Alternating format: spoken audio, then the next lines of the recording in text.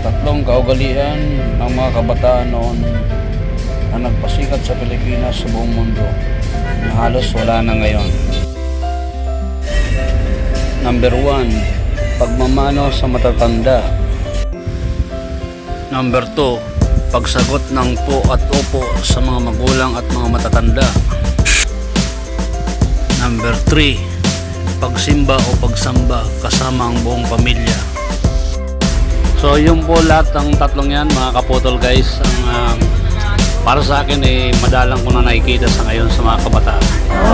Nakakalungkot kong isipin kasi diyan tayo nakilala sa buong mundo, yung mayroon tayong magandang kaugalian ng mga ganyan, na kahit yung mga ibang lahi humahanga sa mga Pilipino sa ganyang kaugalian.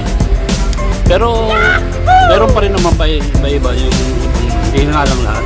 So hanggang dito lang muna mga kaputol guys ha.